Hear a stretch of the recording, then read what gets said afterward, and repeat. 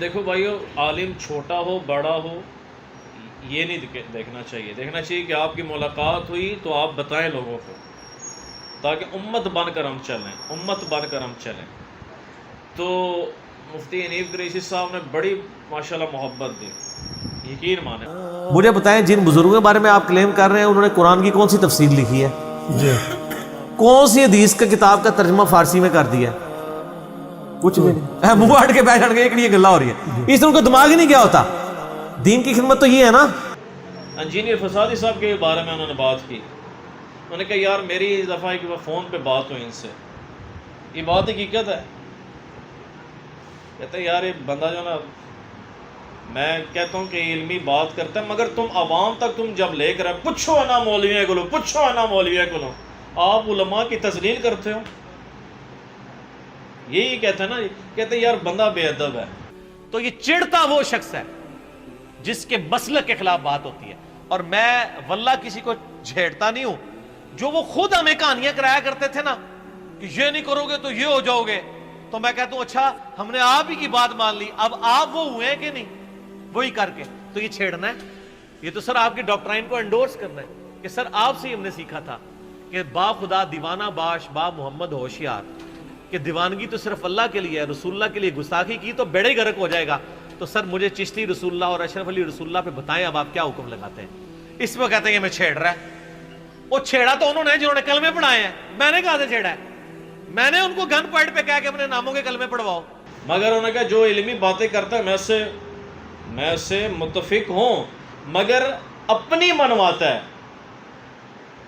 اور حقیقت بات ہے، ابھی میں نا یہ طالبان ذبیح اللہ صاحب، طالبان کے جو امیر ہیں، ان کی بات یہ کہہ رہا تھا کہ جیو نیوز سلیم صافی کو انٹرویو دیا انہوں نے، تو انہوں نے میوزک کے بارے میں کوشچن کیا، ان سے کاؤنٹر کوشچن کیا، بھئی یہ آپ اس کے بارے میں کیا کہتے ہیں؟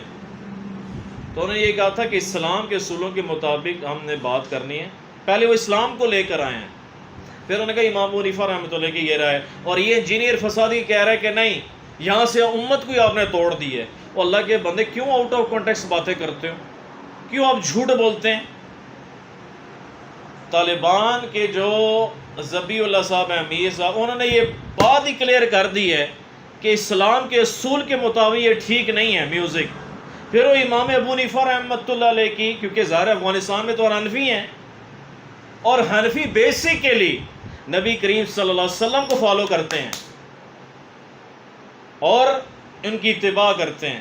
تو میوزک کے اوپر سوال ہوا نا، تو اب اس نے پورے اس یعنی اپنے پروگرام میں کوئی قرآن حدیث نہیں بیان کیا. وہ کہتا ہے جی آپ کو پتہ ہے ہم دیکھیں گے امام حنیفہ نے کیا فرمایا اس مسئلے میں. ایک قیامت تک تسی ویکھدے رہو کہ امام حنیفہ نے کیا فرمایا اس مسئلے سے. بھئی تمہارا کام تھا تم یہ کہو کہ میں دیکھوں گا قرآن اور سنت میں کیا ہے.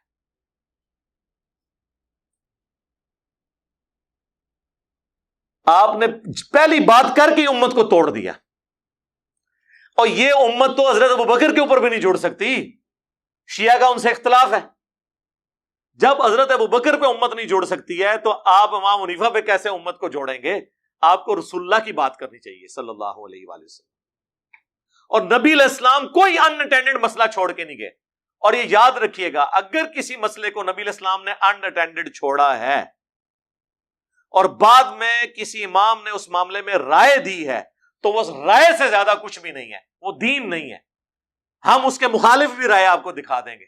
ہاں جی، آپ نے کہا جی مولوی چٹے کپڑے پائے اندر پگڑی پائی اندر ٹھڈ نکلے اندر منافقت دی نشانی ہے. تہاڈا جڑا گن مین ہے وہ بھی ٹھڈ اتھے ہی ہے. وہ چٹے بھی کپڑے پائے سن اسی دن جس تسی ویڈیو چڑھائی ہے، تو کیا وہ بھی منافق ہے؟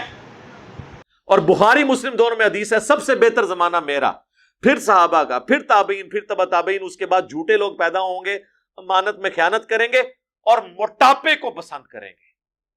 تو پیٹ کا بڑا ہونا خلاف سنت ہے. کیڑا مولوی ہے جڑا چٹے کپڑے پاندا ہے اور دا ٹھڈ نہیں وڈیا ہویا؟ تو چٹے کپڑے وچ اپنا ٹھڈ چھپا کے کہہ رہا ہے میں سنت کے مطابق ہے. جدوں تک تیرا ٹھڈ نہیں سنت کے مطابق ہوتا، جب تک تیرا پیٹ ٹما سنت کے مطابق نہیں ہوتا تیرا، ادو تک تو سنت کے مطابق نہیں ہے.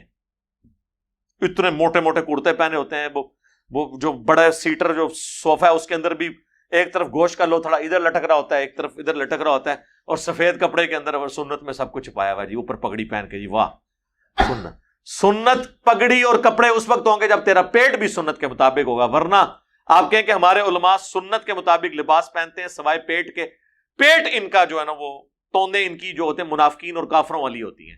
آپ نے کہا جی عطا اللہ شاہ بخاری، عطا اللہ شاہ بخاری ایک ہمارے تبلیغی کہہ رہے تھے، وہ کہہ رہے تھے کہ اگر نبی آئے نا اس امت میں تو وہ الیاس، مولانا الیاس صاحب رحمۃ اللہ کی بات کی، ان کے بیٹے ہوں گے۔ یہ عطا اللہ شاہ بخاری صاحب نے کی تھی بات، نے کہا دیکھا جی تو یہ بات مجھے 12-13 سال ہو گئے ہیں تبلیغ میں،